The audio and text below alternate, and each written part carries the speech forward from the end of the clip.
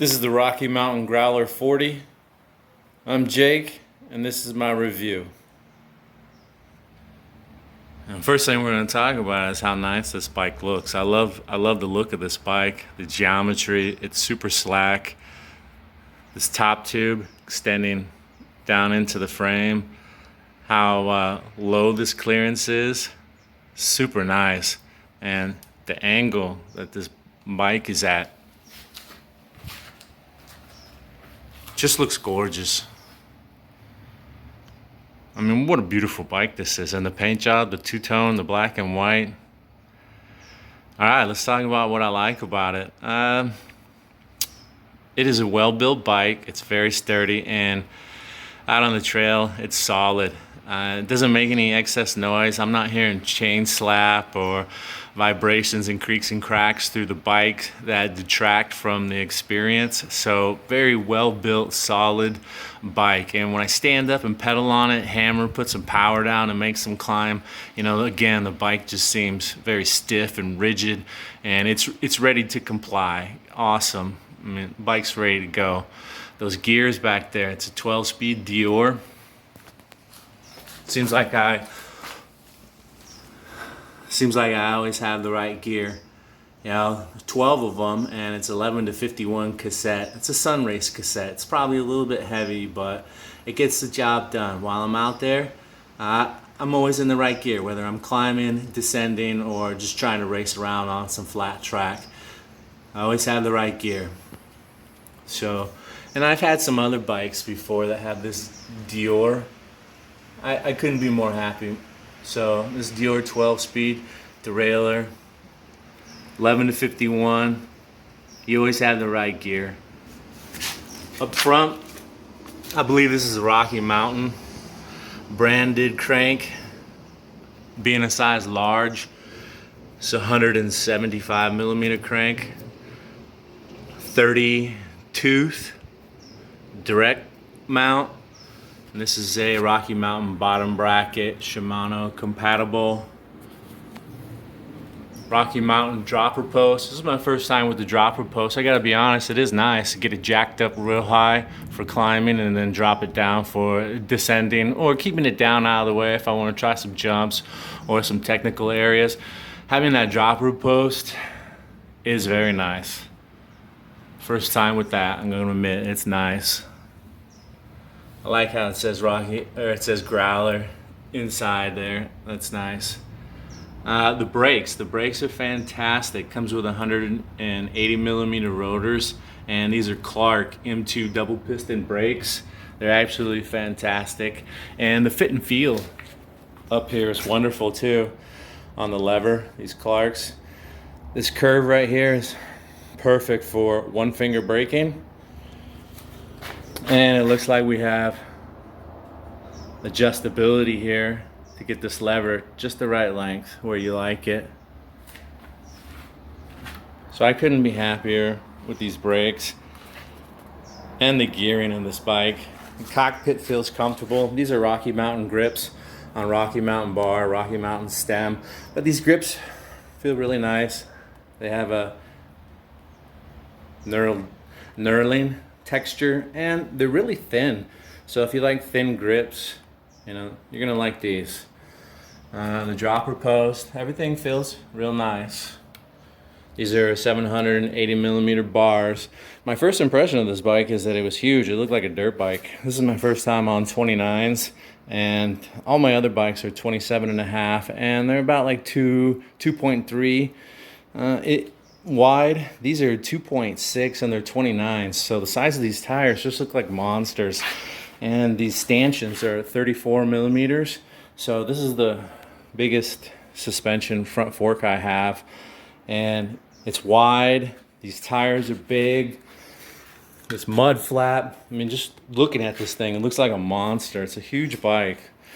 But when you get on it, all that just disappears and it becomes a bike underneath you. I don't really notice any difference between the 29 and the 27.5. This 29 might be a little bit faster rolling, but when you're on it and you're just having fun, yeah, it's just a bike. It's fun.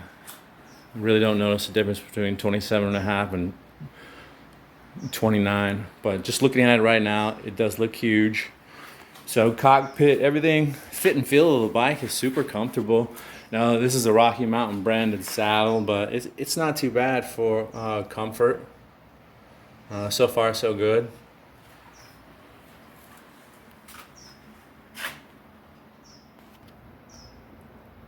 Now I did buy this bicycle from moosejaw.com and it was shipped to my house. And let me tell you, right out of the box, it was dialed in.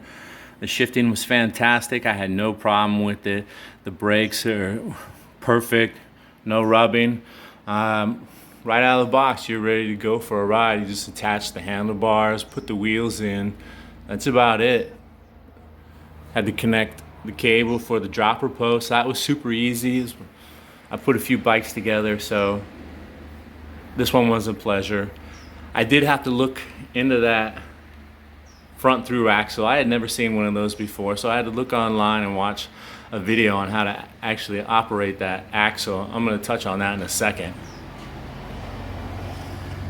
But I couldn't be more pleased with the bike. It looks beautiful. It feels great. It rides wonderful. It's very firm. You know, when you're getting on it, there's no chain rattle, chain slap, vibrations in the bike of poor quality products that would make a bunch of noise and detract from the ride. You're going downhill, you can get on it really hard and aggressive, and it sounds wonderful. It's stiff, it's firm. I don't get any kind of flex. I really like all the graphics on the bike. They're subdued, they blend in, they're kind of hard to see unless it's just the right lighting. Rocky Mountain Growler, it says that on the handlebars up here, which is also going to be really hard to see. And the seat, that theme just carries through. Even on the forks, the Sun Tour forks have that subdued look, which is nice.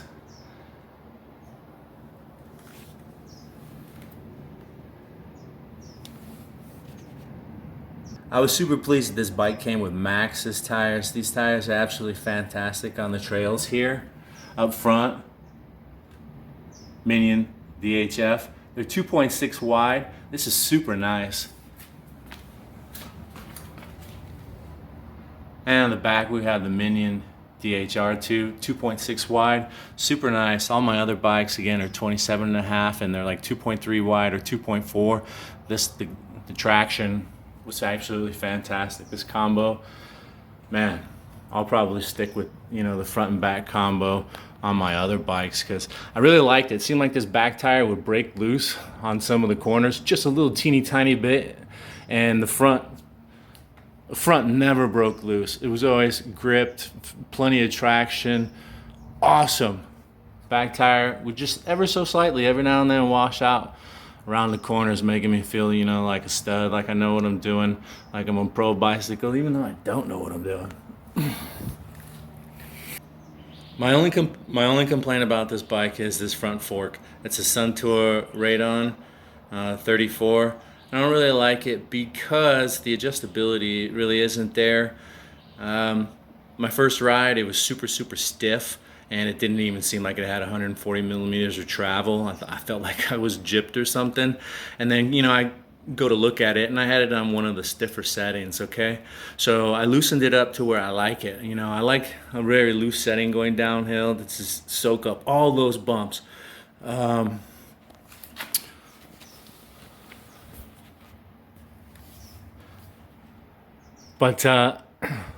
when I have it set at the setting that I like to soak up bumps, it rings like a bell. It tops out. The fork does when I try to pull up on it for a bunny hop or a jump or off the lip of a jump or something. When I lift up, you hear this ringing noise from the suspension. It's a topping out noise.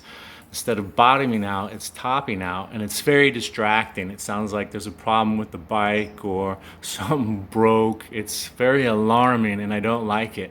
And the only way to get rid of that topping out noise when you pull up on the bike is to stiffen up the suspension, slow it down. You know, you come over here and you adjust this setting to make it slower, so it, you know, it tops out with less force and it doesn't ring. But then that setting is too stiff for downhill. You know, you're losing probably 10-20 millimeters of travel and it's super stiff. So You know, I can't get it set just right. I'll get on the bike and demonstrate that topping out noise. And my other complaint is this axle here. You can see, you know, the bike has a little bit of damage. It tumbled in a technical trail, and the axle and this fork sustained a little bit of damage, but it's really not that much. It's just some kind of scratches. But ever since, this system doesn't really work. You have all these pieces that mushroom out, and they work as a clamp and hold it in place. All these things push back in, and then you can slide it through and out. I'll demonstrate that here in just a minute too. But ever since this, you know, these little bumps that, you know, are on the outside that seem like just surface area, superficial scratches, I'm having a lot of problems getting this axle out. These, I don't know, for lack of a better word, these mushroom pieces don't want to stay in. I'll demonstrate that. I'll flip the bike over and take the wheel off and show you. So I'll do some of my bunny hops, and you just listen to the sound of this suspension.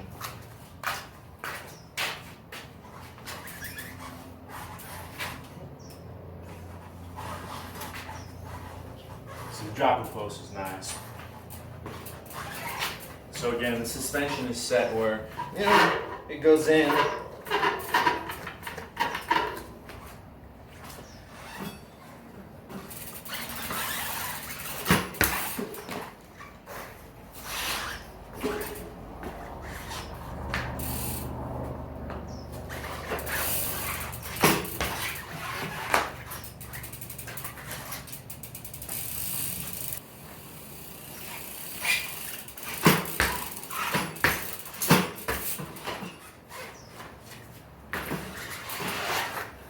So you're hearing that?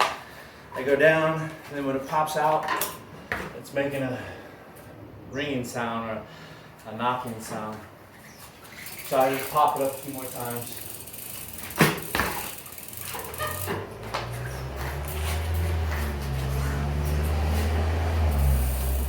And now I'm going to get rid of that. Just this fork.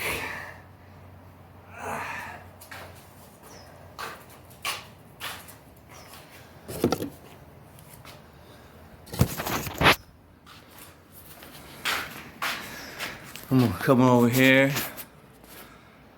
and slow it down.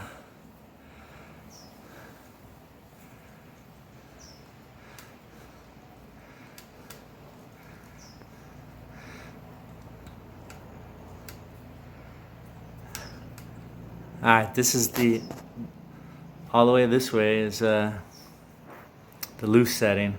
So I gotta tighten it up. Let's make it all the way tight. So this is gonna be really slow.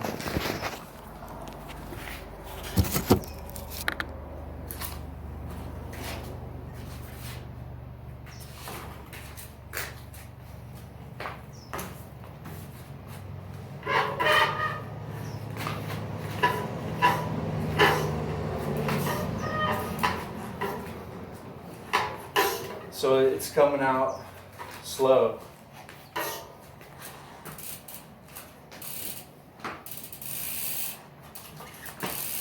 Now I won't make that annoying knocking noise, the topping out noise.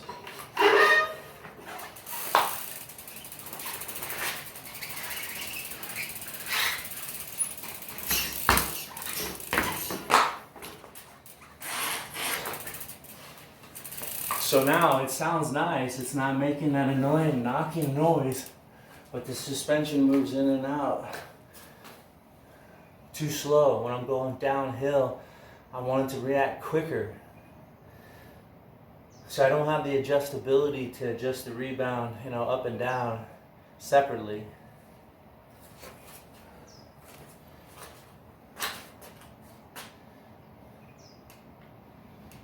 So we gotta try to find somewhere where it doesn't make that knocking out noise, but it's loose as possible. That's what I say. Because again, this is the fastest setting.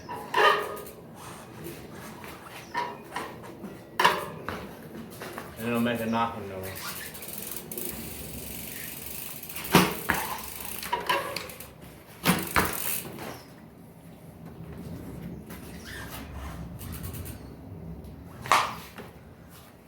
You know, when it moves quick, I like that travel. So it seems like you gotta pick or choose. If you wanna go downhill and you want it to be soft, you open it up.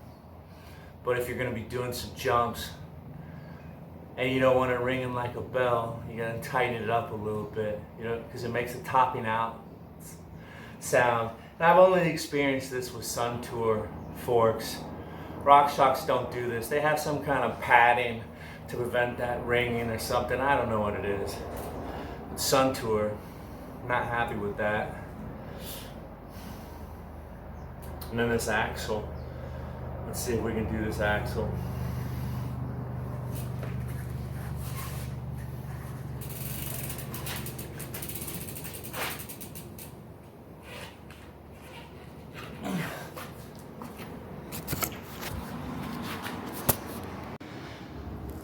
Alright, let's see if we can get this to turn out. So this is a quick release axle up here. You have a lever over here, and you know, the odd thing is this goes all the way through and sticks out, and you wouldn't think so, but it's sticking out and it can be damaged.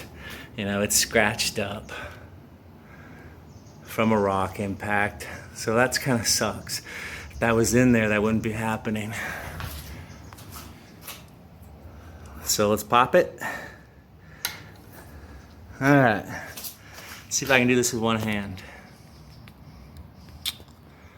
So what you're supposed to do is push this in and turn it like a quarter of a turn, and these things will go in, and they're supposed to stay in when you turn it, but this one doesn't really want to stay in anymore.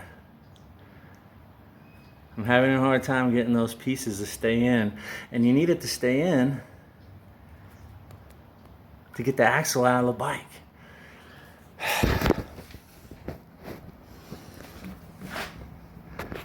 All right,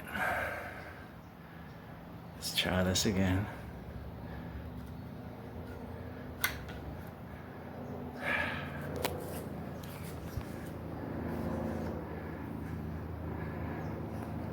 See, it won't come out. It's opened up, so I push it back through. That's a good thing, is you can always push it back through, but this thing gets caught.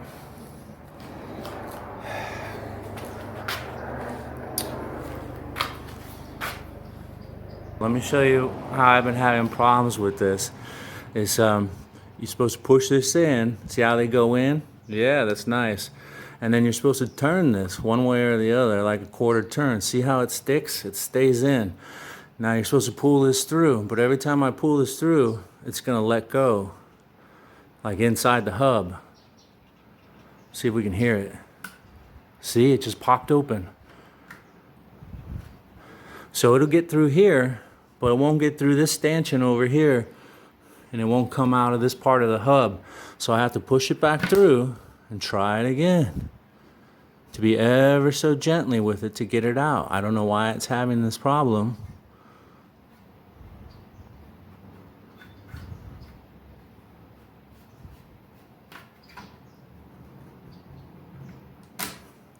All right, that time I was able to get it out.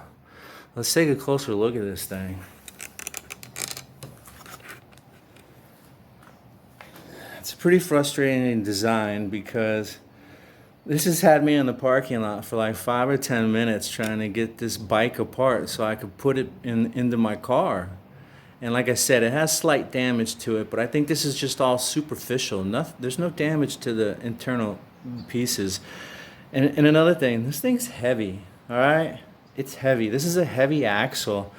And if this thing breaks on you, the replacement for this, man, I think they want like 60 or 70 bucks for this axle. It's really crappy. So again, you're supposed to push it in and all these pieces stick together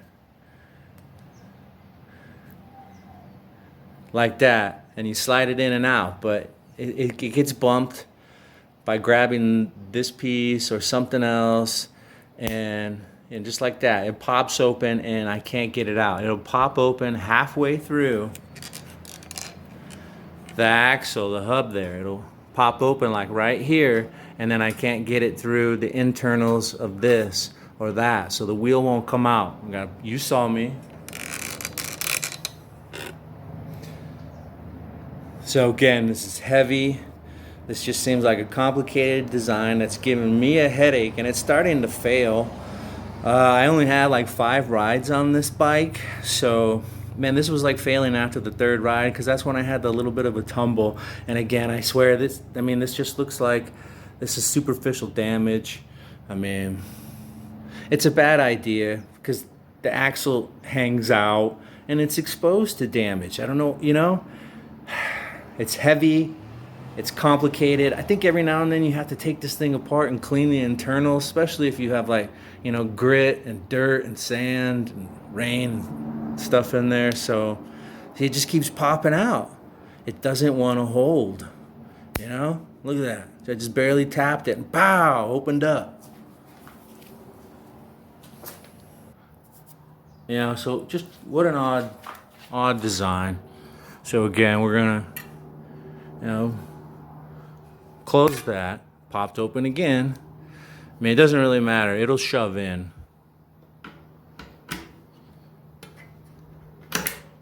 See, here it pop open in there.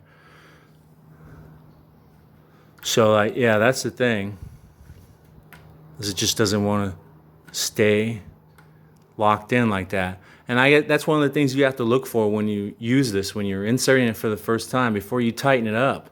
I mean, you have to make sure that thing pops open and it's fully outside. There's a gap in here, because sometimes it'll pop open inside of it and it looks like it's clamped, but it's not. So you gotta make sure that all these things are, you know, fully open, and then clamp it down. Not a good design, because I'm having such a hard time getting this front wheel. You see it just doesn't want to work. It's not reliable. So if I didn't mention earlier, this is set up tubeless. No tubes, plenty of sealant. I have the pedals that came with it. These are just some aluminum alloy pedals to get you going. So that's nice. It came with pedals.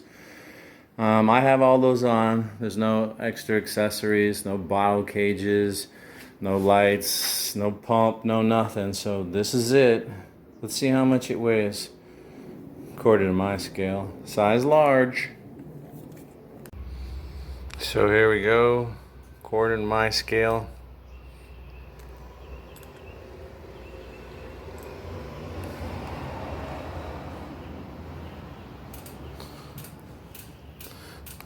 Wheels are off the ground. 32 and a quarter, 32.3, 32 and a quarter pounds.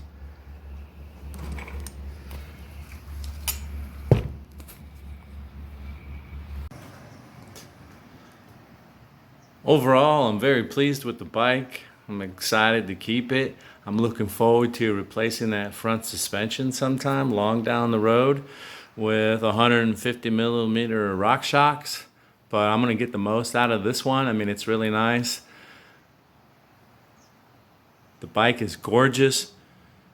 The gearing is wonderful. The brakes are fantastic. The looks are phenomenal.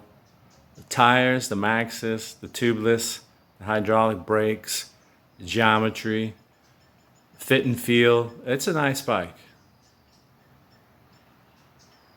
That front fork, it is pretty nice. It could be nicer.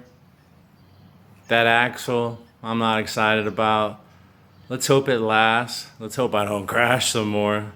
And I'll do some maintenance on it. Maybe we can just get it working better, or maybe I can just get more familiar with how finicky it is and get it out of the axle. I mean, you saw it only took me a couple times. When I was at the bike park or the bike trails and that happened, I was there for 5 or 10 minutes bent over in the sun. Quite frustrating. I was not happy with that.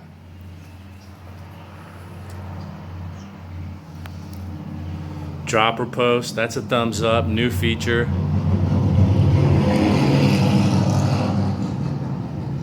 "29-inch tires really seem to soak it up. The nice wide 2.6 gets great traction. And even though it's a little over 32 pounds, I mean, I seemed to climb very well on it. It was very sure-footed, plenty of tractions on the climb. It's a nice bike. I'm gonna give it 4 out of 5 stars or 8 out of 10.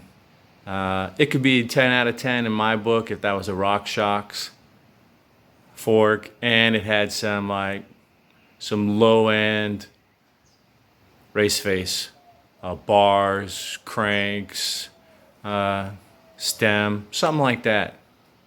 Although, like I said, Rocky Mountain does look nice. And if you want to see it ride, check out some of my other videos. I've taken it for rides. I have the first ride right out of the box. Bike did great. Other than that first ride, the suspension was too tight, but it still did great. I would imagine if I put some cush core in the back wheel, lowered the tire pressure, it would soften it up a whole lot more. I typically ride at 25 psi in the back and 20 in the front. But since these tires are so big and wide, I could probably get away with a lower PSI. Definitely if I went with cush core. I bet this thing would be so comfortable because I'm telling you, it is a nice, comfortable ride. If that back end was just a teeny tiny bit more soft, because the only time I really notice it is coming downhill fast on really, really bumpy, rocky terrain. The bike will vibrate and actually slow down the speed, the forward momentum, the vibrations in the back. So that back tire, if I could just get it softened up a little bit, you know, I mean, it'll be like a magic carpet ride. Gorgeous bike, comfortable, soft, sure-footed, good climber, stiff, solid, quiet, you name it. And those brakes, super comfortable. That's my review. I hope that hits some key spots if you're thinking about this bike. Enjoy the ride.